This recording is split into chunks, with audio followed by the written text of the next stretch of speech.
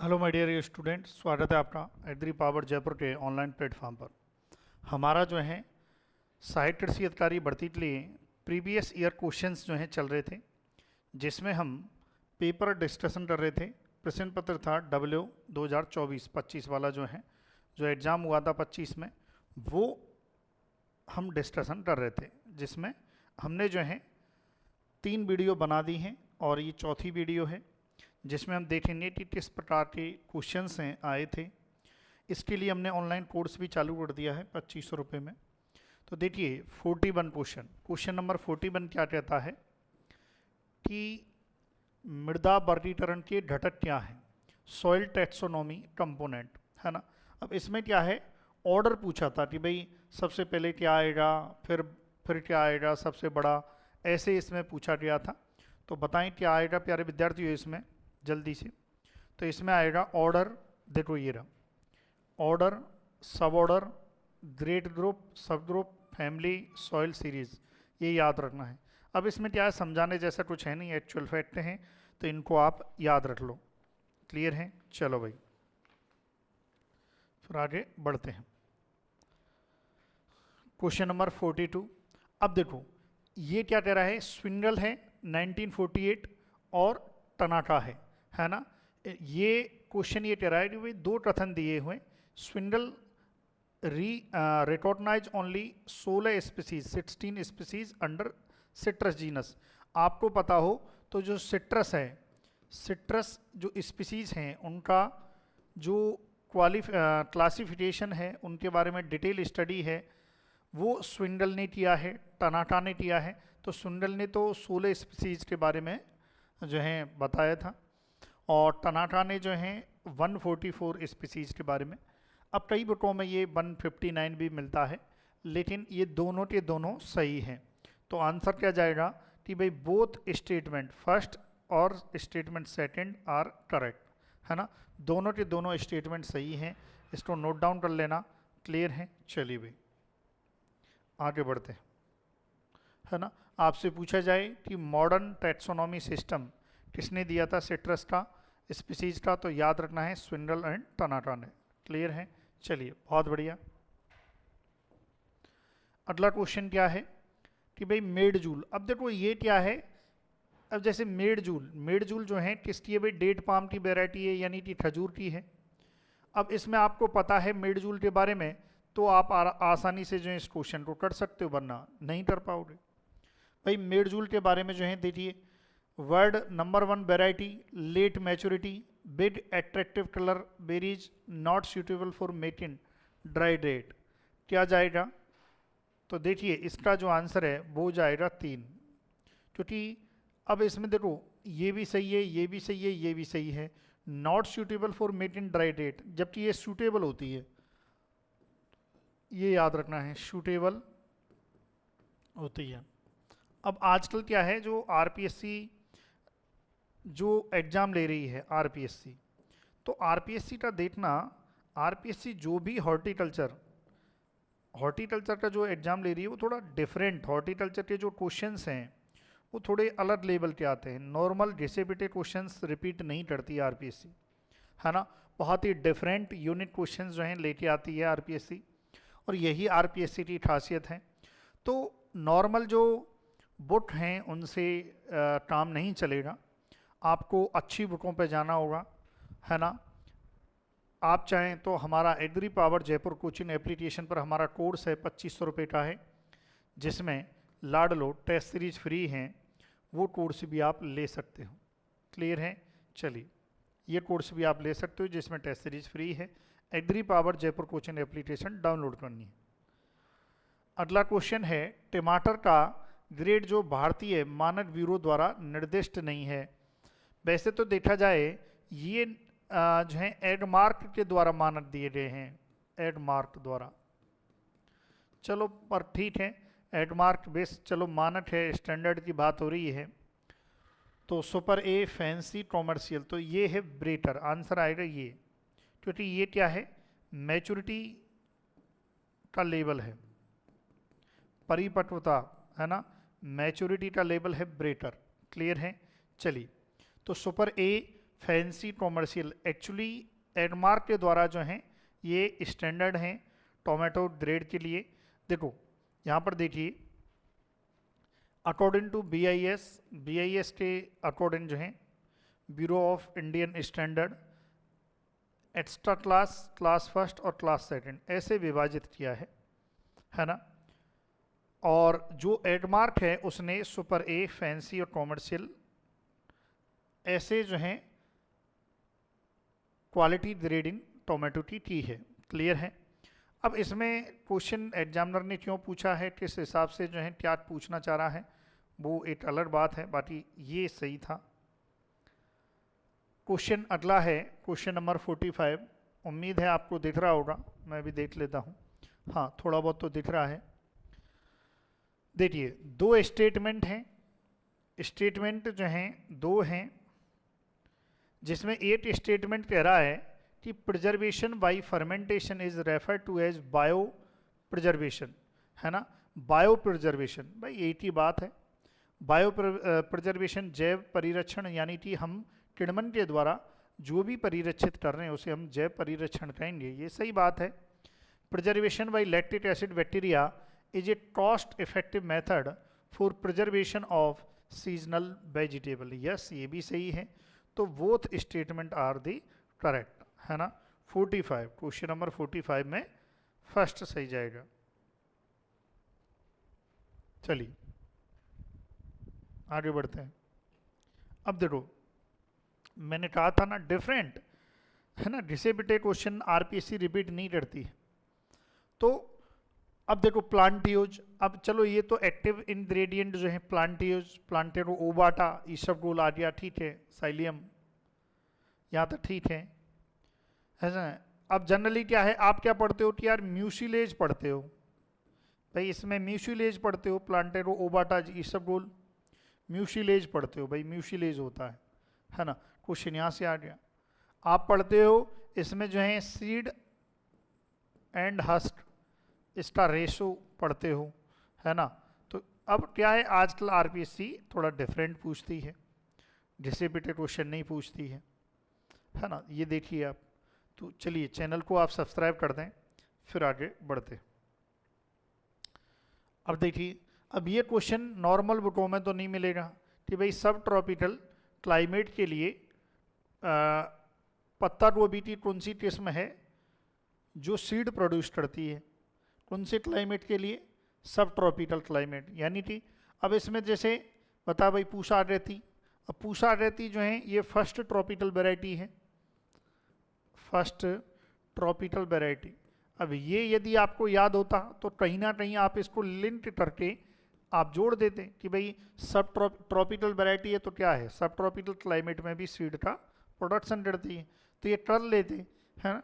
चलिए भाई, ग्लॉस्टस में दिया हुआ है पूषा रहती first tropical variety, note down करें। चलिए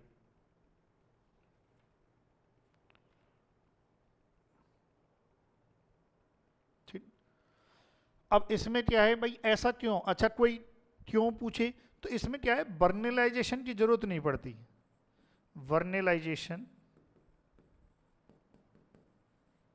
की जरूरत नहीं पड़ती, जरूरत नहीं पड़ती। यानी कि ठंडे, है ना, बीज को कोल्ड वातावरण रखना ताकि वो जर्मिनेट हो सके, उसकी सीड डोमिनेंसी जो है ब्रेक हो सके, वो वर्नलाइजेशन होता है, तो उसकी आवश्यकता नहीं है, इसलिए आराम से सब ट्रॉपिकल क्लाइमेट में भी सीड प्रोड्यूस कर सकता है। ठीक, चलिए अच्छा देखो, इन केस ऑफ, ये देखो रंगीन जूस और पल्प के संरक्षण के लिए पोटेशियम मेटाबाइसल्फेट को रासायनिक प्रतिरक्षक के रूप में काम करते हैं। कलर्ड, यहाँ पर बात हो रही है कलर्ड की, है ना भाई। कलर्ड में तो सोडियम बेंजोएट का उपयोग करते हैं, किसका उपयोग करते हैं, सोडियम बेंजोएट, ये याद रखना है, सोडियम बेंजोएट का उपयोग किया जाता है, ये याद रखना है ना। तो इसका मतलब असर्शन तो गलत है ना। तो देख लेते हैं, ऑप्शन में ये सत्य है? नहीं, ए सत्य नहीं है। दूसरा ऑप्शन क्या दे रहा है कि बोथ ए एंड आर, है ना, कथन और कारण दोनों सही हैं। नहीं, ये भी नहीं होगा। ए आर दोनों सत्य हैं, ये भी नहीं होगा। देखो यहीं से क्वेश्चन हो गया भाई, ए क्या है, असत्य है, और आर जो है सत्य है। यही ऑप्शन है। अब देखो आर को पढ़ लो, आर को पढ़ लो। As they have a tendency to bleach the colour, potassium metabisulphite में कलर को ब्लीच करने की टेंडेंसी होती है। यस, राइट, एकदम राइट है। तो आंसर ये जाएगा। तो लिखें आप ये। चलिए,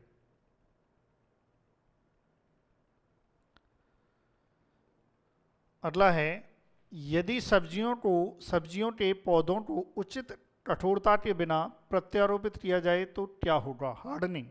यहाँ पर बात हो रही है हार्डनिंग की। पहले इसका आंसर बता देता हूँ भाई।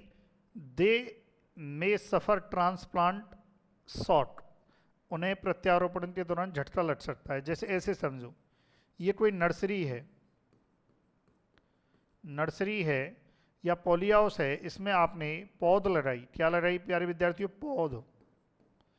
अब इसको आप जो हैं, जो आपकी मुख्य खेत होता है, मुख्य खेत, इसमें यदि आप इसको लगा रहे हो तो उससे पहले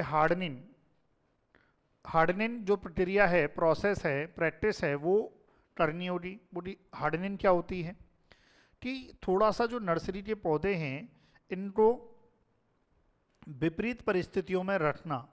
तो विपरीत परिस्थितियों में रखने से क्या होगा, तो इनमें अनुकूलन, एडेप्टेशन आ जाएगा, ताकि वो नए वातावरण में अपने आप को जीवित रख सकें।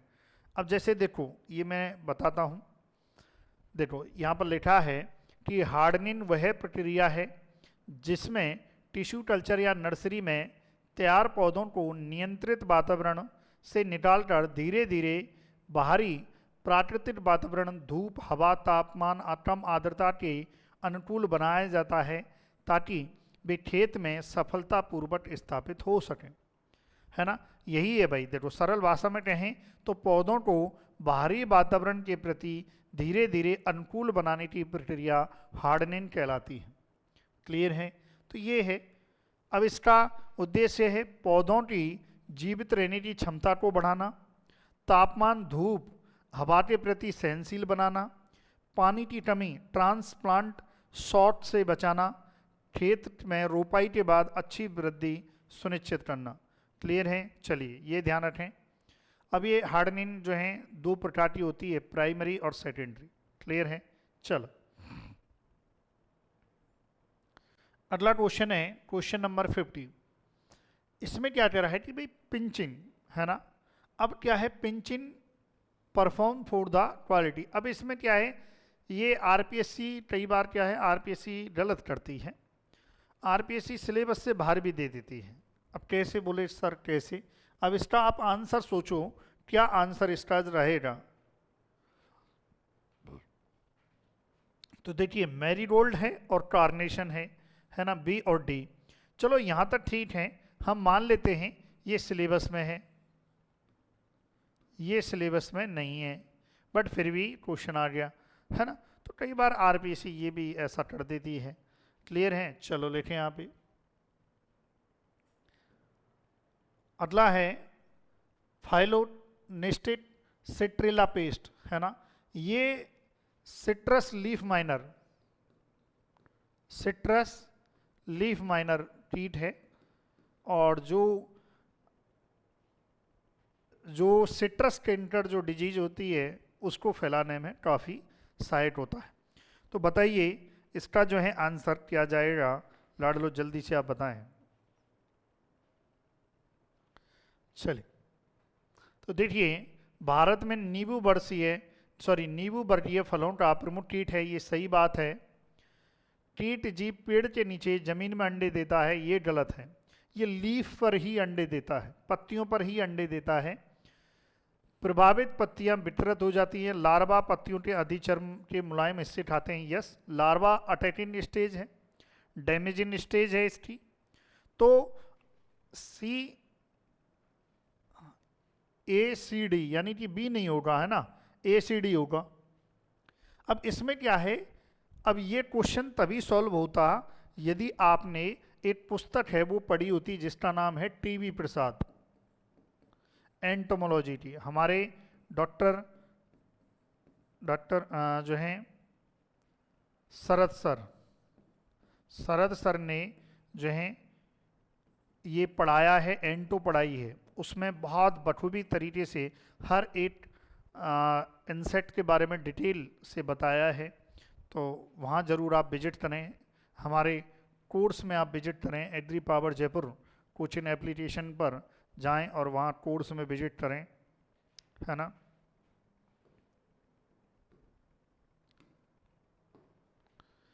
ये देखिए,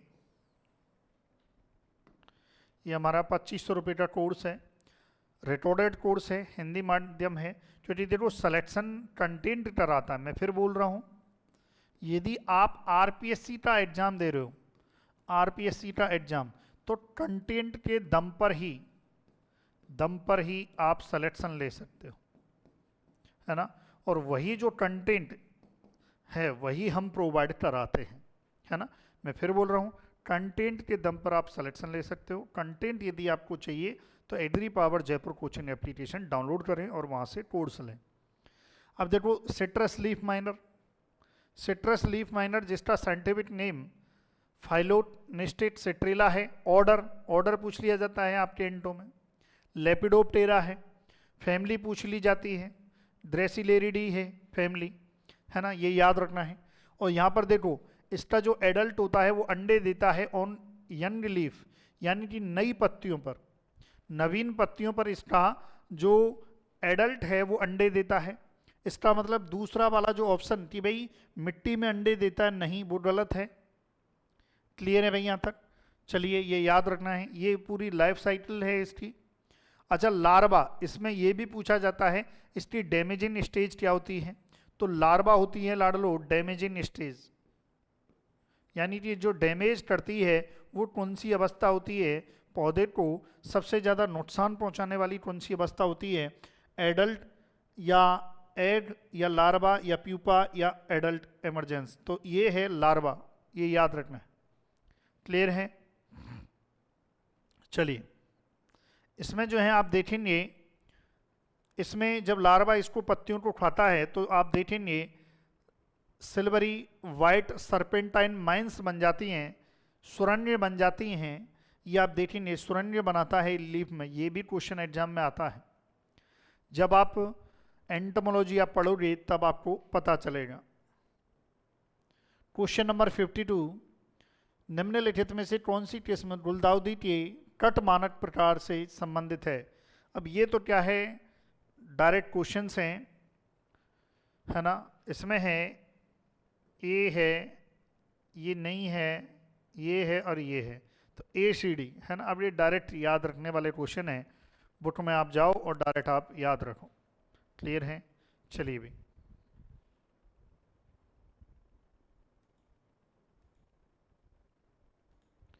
चलिए आगे बढ़ते हैं।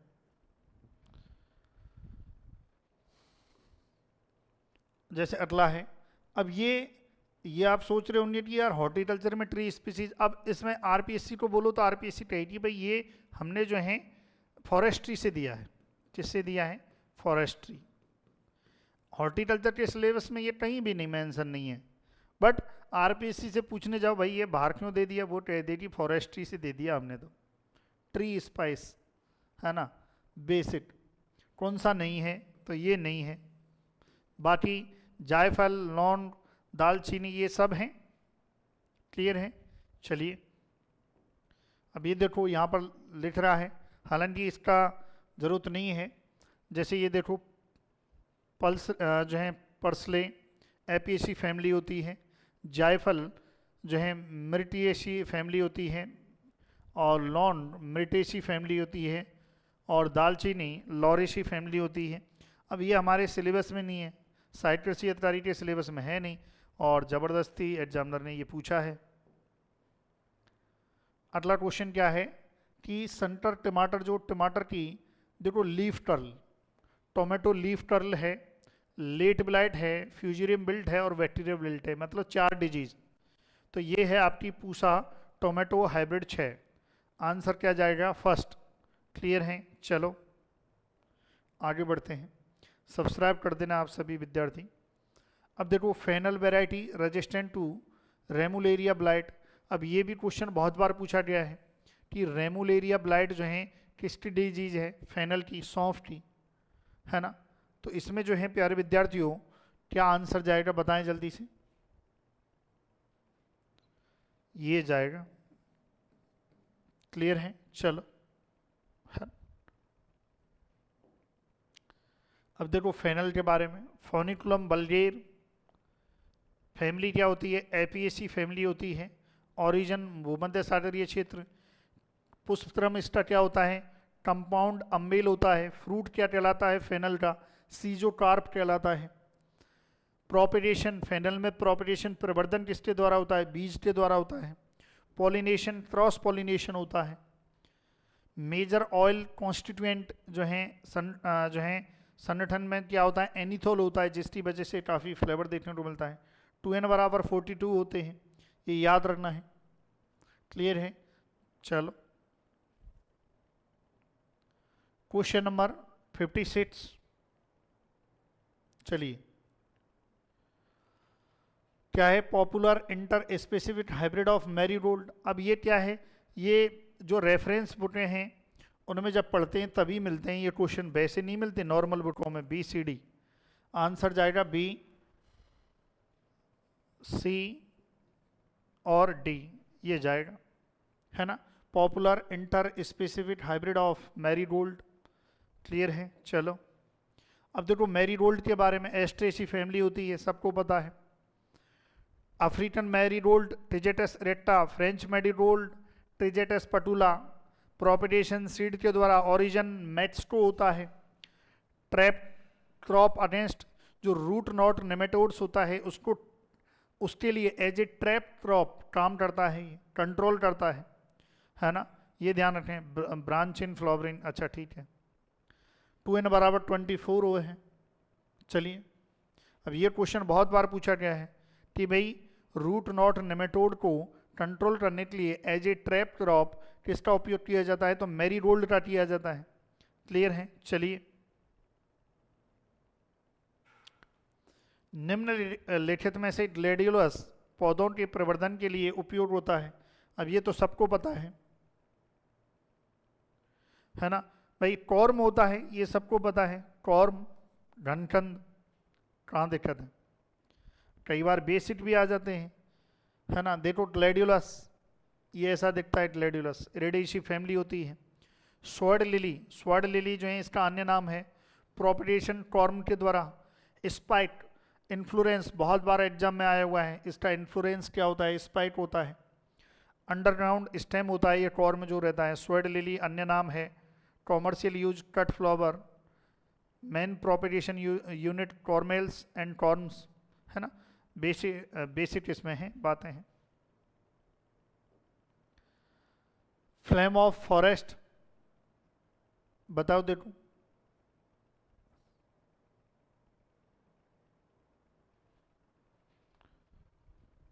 चलो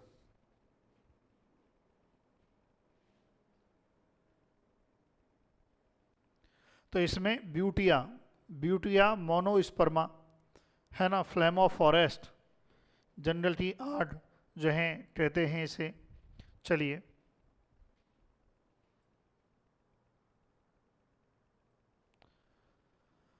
आगे बढ़ते हैं।